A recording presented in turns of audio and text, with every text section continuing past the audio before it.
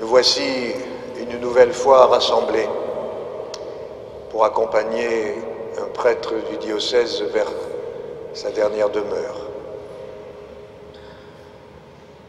Depuis 2003, où j'ai la charge pastorale de ce diocèse, j'ai célébré les funérailles de plus de 32 ou 33 prêtres. En revanche, je n'en ai ordonné qu'une dizaine. Le départ de Bruno Belmont nous touche tout particulièrement lorsqu'on se souvient des responsabilités qui ont été les siennes dans ce diocèse, puisqu'au-delà des différentes charges paroissiales, il a été vicaire général et partageait donc la charge avec l'un de mes prédécesseurs. Lorsque je lui ai rendu visite, il y a moins d'une dizaine de jours, pour les membres de sa famille qui allaient le voir régulièrement, ils savent les difficultés qu'il avait à s'exprimer. J'ai cependant pu entendre quelques bribes de phrases.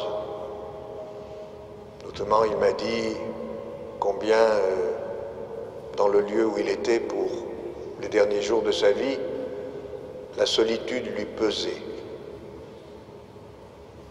Une occasion pour nous d'être toujours davantage attentifs à celles et ceux qui nous entourent, et particulièrement les personnes les plus âgées, pour voir de quelle manière nous pouvons, quand c'est possible, combler leur solitude. Il m'a dit aussi combien c'était important pour lui que les différentes visites que lui rendait sa famille. Et enfin, j'ai retenu cette phrase qui m'a touché, bien sûr. Il m'a dit « Je suis content que vous soyez venu me voir ». Donc c'est cette vie d'un prêtre que nous présentons au Seigneur aujourd'hui,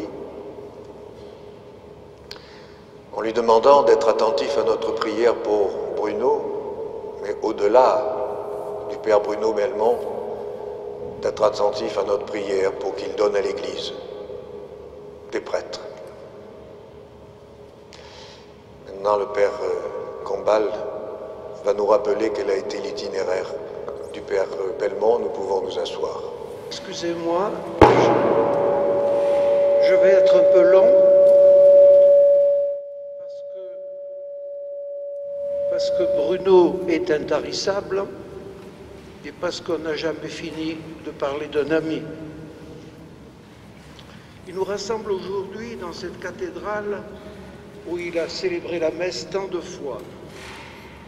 Il nous rassemble pour que nous célébrions avec lui l'Eucharistie qu'il a célébrée environ, si je ne me trompe pas, 62 ans, depuis son ordination sacerdotale qui a eu lieu, si je ne me trompe pas, dans cette cathédrale le 27 juin 1954. Il avait, si je ne me trompe pas, 25 ans. Il la célèbre aujourd'hui d'une autre manière. Après avoir été purifié par la vive flamme d'amour miséricordieux, il va vers la célébration eucharistique céleste, rejoindre les myriades d'anges et cette foule immense que nul ne saurait dénombrer, où l'on voit Dieu face à face. Comme moi, il a connu 7 évêques, Monseigneur Bonabel, Jacot, Coffy, Chaguet, Ségui, Lagrange, et vous, Monseigneur Di Falco, Léandri, qui présidait ses funérailles. Né le 22 janvier 1929 à Gap, où il a été baptisé et confirmé. Après ses premières études, il entre au séminaire et obtient aux facultés catholiques de Lyon la licence de théologie, où il rencontre parmi ses professeurs un exégète célèbre, Albert Jolin. Il est nommé alors professeur au petit séminaire Saint-Louis à Charance. En 1956, il devient vicaire et aumônier du lycée de Briançon, et en 61, toujours à Briançon, il est nommé directeur de l'externat de l'ancienne clinique des Mélèzes. En 69, il rejoint l'équipe sacerdotale de Gap. En 71, toujours à Gap, il devient responsable des questions œcuméniques. En 72, il devient curé de cette cathédrale. C'est l'année où j'arrivais à Notre-Dame-du-Lot. Vous allez voir que tout au long de cette histoire, il m'a toujours précédé et il le fait encore aujourd'hui. En 75, il est aumônier du CMR, et en 84, membre du Collège des prêtres consulteurs. En 1992, Monseigneur Lagrange le choisit comme vicaire général, me précédant dans cette responsabilité. Il passe toujours avant moi. J'ai jamais pu le rejoindre. Après l'accident vasculaire du père Élie Mathieu, recteur du sanctuaire Notre-Dame-du-Lot, il assure la transition de la responsabilité du sanctuaire avant la venue du père Augustin Clerc, auquel je succède à mon tour. Bruno Belmont m'a toujours précédé. Tout en étant vicaire général, il assure en même temps cette responsabilité du lot, la pastorale familiale, il accompagne le renouveau charismatique, la pastorale sacramentelle et liturgique, la formation des diacres et des autres ministères. Dans un contexte diocésain difficile et tourmenté, il est déchargé de sa tâche pour devenir en 1999 curé doyen de l'Aragne. Membre de la fraternité du père Charles de Foucauld, il se ressource dans cette spiritualité. Mon père, je m'abandonne à toi. Indéniablement, Bruno Belmont a marqué très profondément la vie de notre diocèse et nous lui devons beaucoup. Ce qui lui a valu d'être nommé prélat de sa sainteté en même temps que moi. Et nous n'avons pas manqué de sourire. En 2006, il rentre à la maison de retraite Saint-Marcellin, tout en restant associé à la pastorale de la paroisse de Gap. Il est alors atteint par sa maladie. C'est la passion de la fin de sa vie qui commence, qui va atteindre son paroxysme à l'EHPAD pendant 1 mois. Il s'affaisse de plus en plus. Le dimanche 21 février, je vais le voir. Je le trouve complètement accablé. Il me fait comprendre que je lui donne l'absolution et le sacrement des malades, ce qui a été fait. Est-ce que vous me permettez maintenant de m'adresser à lui, sans vouloir abuser de votre attention, pour vous citer quelques anecdotes qui ne manquent pas de charme et qui révèlent un aspect moins connu de sa personnalité.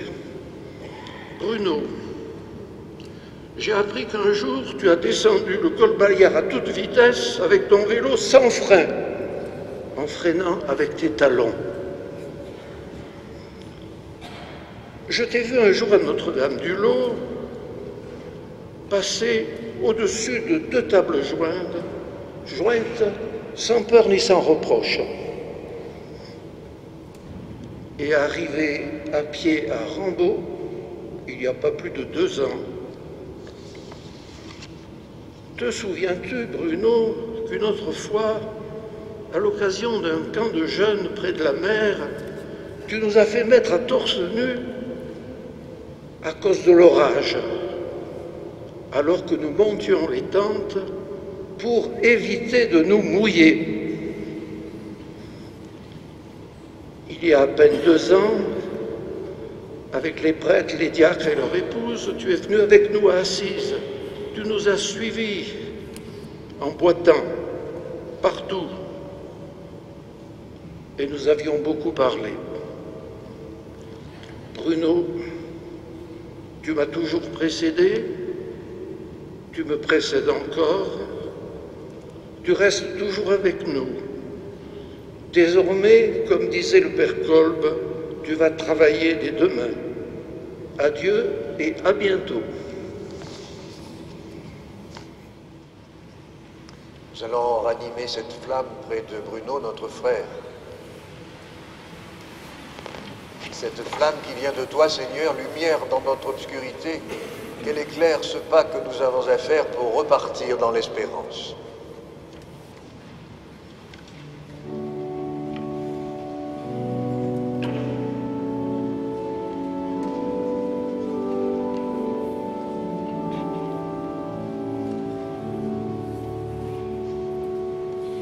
Tournez les yeux vers le Seigneur et rayonnez de joie. Chantez son nom de tout votre cœur. Il est notre Sauveur. C'est lui notre Seigneur. J'ai cherché le Seigneur.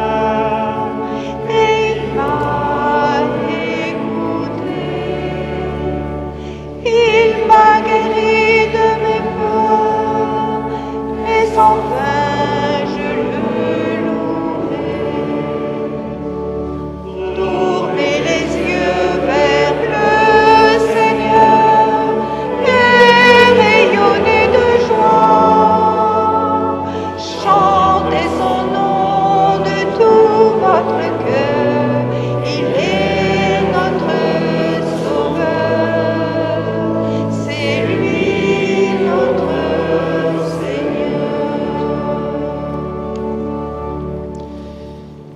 Cette croix que nous avons apportée, nous la déposons maintenant. Seigneur Jésus, rappelle-toi, tu nous as aimés jusqu'à mourir pour nous. Que cette croix soit donc à nos yeux le signe de ton amour pour Bruno et pour chacun de nous. Tournez les yeux vers le Seigneur et rayonnez de joie. Chantez son nom. Seigneur, regarde avec miséricorde ton serviteur. Il a porté ce vêtement, signe de vie et de joie dans ton amitié. Il a porté l'étole lorsqu'il rassemblait son peuple pour partager ton pain et ta parole. Il se présente devant toi aujourd'hui, délivré du péché, avec le vêtement de fête de tes amis.